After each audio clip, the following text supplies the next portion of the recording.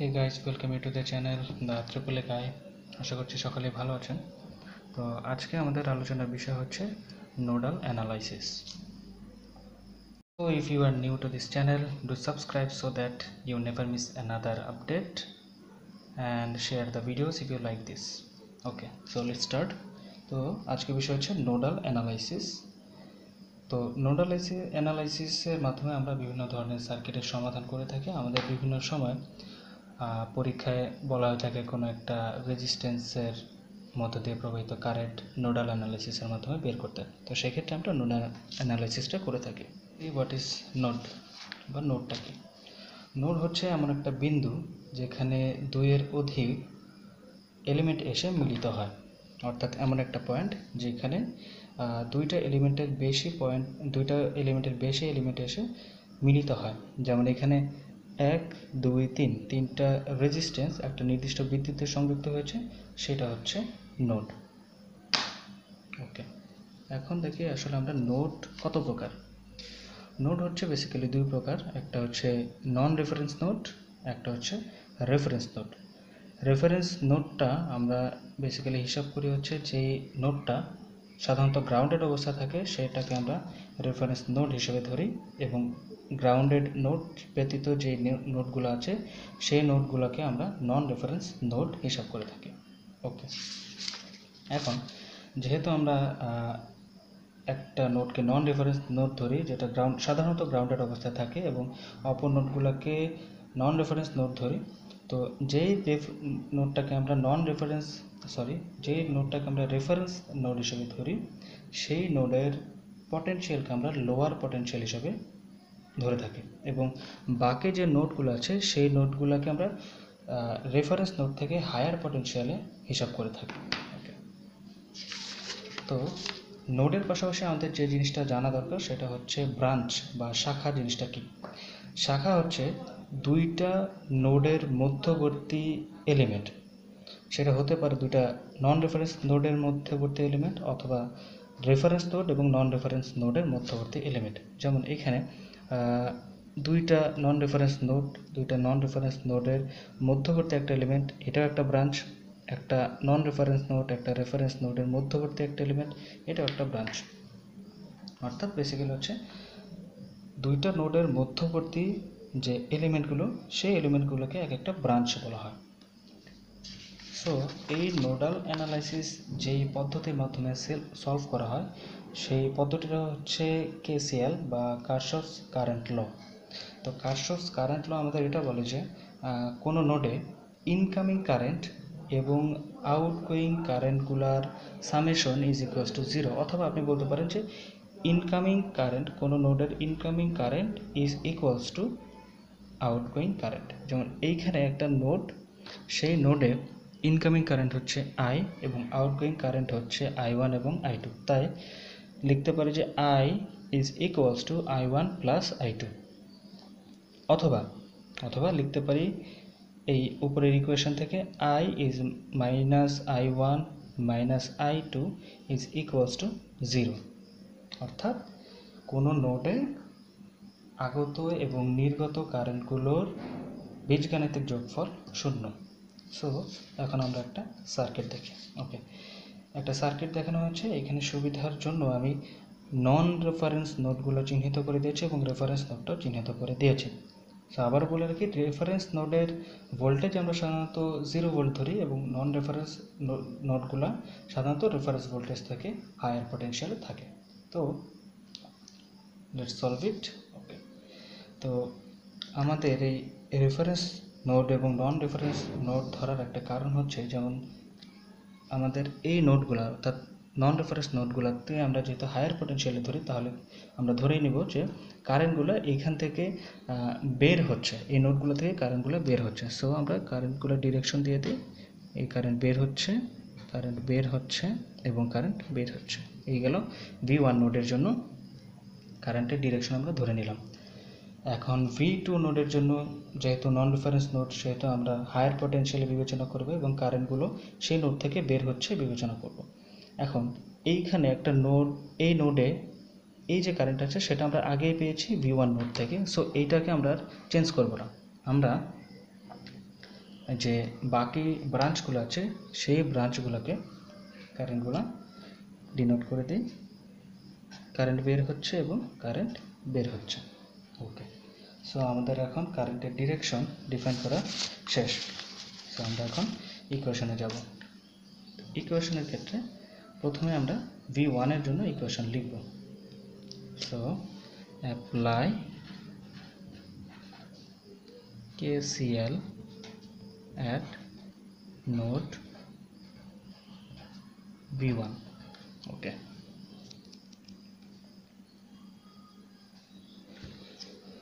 তাহলে node V1 এ কী হবে, এখানে ইনকামিং কারেন্ট কোনটা কোনটা, এই একটা কারেন্ট, সরি এখানে কোনো ইনকামিং কারেন্ট নেই, এখানে সবগুলোই আউটগোয়িং কারেন্ট। সো আমরা সবগুলো আউটগোয়িং কারেন্টকে লিখে দিব। এখন আমাদের যদি আউটগোয়িং কারেন্ট হিসাব করতে হয় তাহলে আমরা জানি I = V/R, অর্থাৎ কোনো একটা রেজিস্ট্যান্সের দুই প্রান্তের পটেনশিয়াল ডিফারেন্স ডিভাইডেড বাই ওই রেজিস্ট্যান্সটার মান। তাহলে এখানে যদি আমরা দেখি V1 হচ্ছে একটা নোড, এখানে আমরা একটা পটেনশিয়াল জানি যে হায়ার পটেনশিয়াল আছে, এবং এইখানে হচ্ছে V1 থেকে এই পর্যন্ত ভোল্টেজের ডিফারেন্সটা কত, অর্থাৎ তাহলে এইখানে হচ্ছে আমরা দেখছি 30 ভোল্ট। তাহলে আমরা লিখব V1 মাইনাস 30 ডিভাইডেড বাই 6 ওহমের রেজিস্ট্যান্স, সো 6। এখন এখানে হচ্ছে যেহেতু কারেন্টটা এই দিক থেকে এইদিকে প্রবাহিত হচ্ছে, অর্থাৎ এটা হায়ার পটেনশিয়াল আছে, তাহলে এইটা থেকে যেদিকে কারেন্ট প্রবাহিত হচ্ছে তাকে আমরা লোয়ার পটেনশিয়ালে ধরবো, অর্থাৎ সেটা বাদ দিয়ে দেবো। সো V1 মাইনাস, এইখানে দেখা যাচ্ছে যে ব্যাটারির পজিটিভ প্রান্ত, সো মাইনাস আমরা পজিটিভ 30 লিখব। ওকে, 6। তাহলে এটা হচ্ছে আউটগোয়িং, প্লাস এই ব্রাঞ্চটার ক্ষেত্রে V1 মাইনাস এই যে নন রেফারেন্স ভোল্ট নোডে যেহেতু 0 ভোল্ট, সো আমরা 0 ভোল্ট লিখব। V1 মাইনাস অফ 0 বা V1/0 is equals by 2 plus plus হচ্ছে V1, এই নোড হচ্ছে V2 divided by 2। V1 minus of V2 divided by 2 is equals to 0। কারণ এখানে আমাদের কোনো ইনকামিং কারেন্ট নেই, তাই আমরা সবগুলো আউটগোয়িং কারেন্টের সামেশন করে দিলাম 0। তো এইখান থেকে এখন এই সমীকরণটাকে আমরা একটু সলভ করি। So V1 minus 30 divided by 6 plus V1/2 plus of V1 minus V2 divided by 2 equals to 0। একটু আলাদা করে লিখি, V1/6 minus 30/6 plus V1/2 plus V1/2 minus of V2/2 is equals to 0। এখান থেকে আমরা V1গুলোকে একসাথে লিখি, V1 1/6 plus 1/2 plus 1/2 minus V2 into 1/2 এবং মাইনাস হচ্ছে 30 ডিভাইডেড 6 ইকুয়ালস টু হচ্ছে 5 ইকুয়ালস টু 0। সো আমরা ক্যালকুলেটরে যদি হিসাব করি তাহলে দেখতে পারবো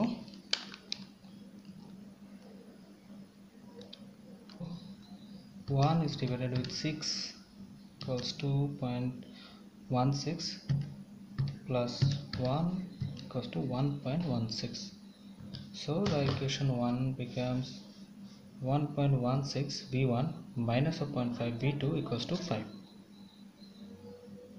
এখন নোড V2 এর জন্য সমীকরণ নির্ণয় করব। যেহেতু V2 এর মধ্যে এই কারেন্টটা হচ্ছে ইনকামিং কারেন্ট এবং বাকি দুইটা কারেন্ট হচ্ছে আউটগোয়িং কারেন্ট, সো এই কারেন্টটা আমরা পজিটিভ হিসাবে লিখব এবং বাকি যে দুইটা কারেন্ট আছে সেই দুইটা কারেন্টকে আমরা নেগেটিভ হিসাবে সমীকরণে লিখব। সো এই কারেন্টটা হচ্ছে V1 minus of V2 divided by 2।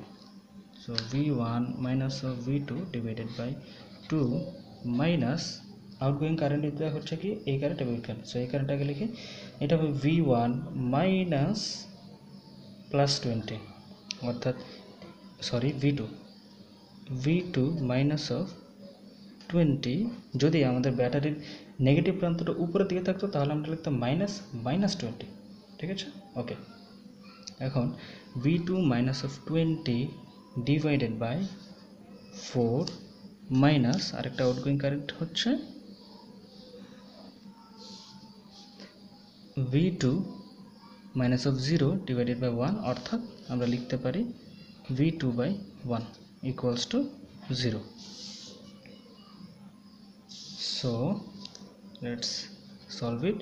তাহলে V1 by 2 minus of V2 by 2 minus of V2 by 4 minus minus হচ্ছে plus 20 by 4 minus of V2 equals to 0।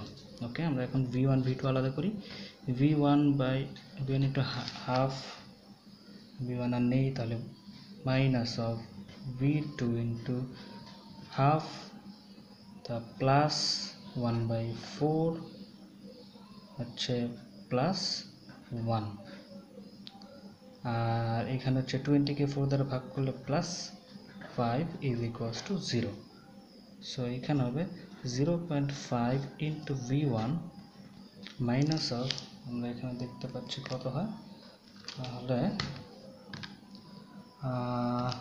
1 divided of 2 plus 1 divided of 4 plus 1 equals two 1.75, অর্থাৎ 1.75 into V2। আর যেহেতু এটা এই পাশে numerical value আছে, সেটা আমরা ডান পাশে নিয়ে গেলাম। সো এটা আমাদের ইকুয়েশন নাম্বার 2।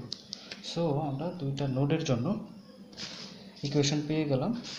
সেই ইকুয়েশন দুইটা হচ্ছে এই দুইটা ইকুয়েশন। সো এখন আমরা ক্যালকুলেটর ইউজ করে অথবা অপনয়ন প্রতিস্থাপন যে পদ্ধতি হোক সেই পদ্ধতিতে আমরা এগুলো সলভ করতে পারি। সো আমরা ক্যালকুলেটরে এখন চুজ করি। সো ক্যালকুলেটরে ইকুয়েশন দুইটা ভ্যালু, ওকে দুইটা, ওকে। সো A1 এর মান হচ্ছে আমাদের 1.16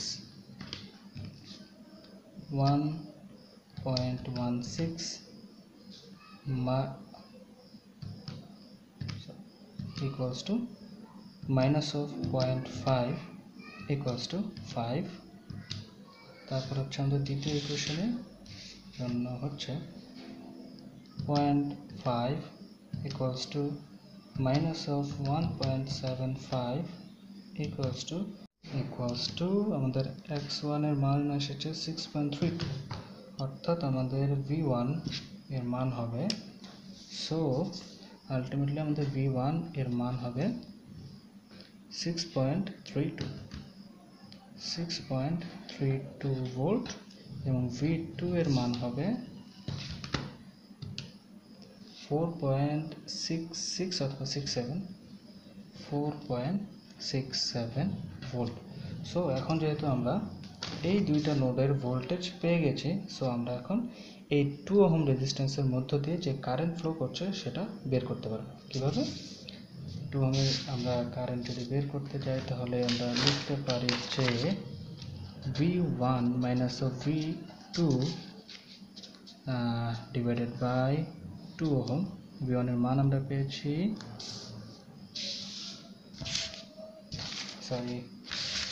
6.32, so 6.32 minus 4.67 divided by 2, okay, is equals to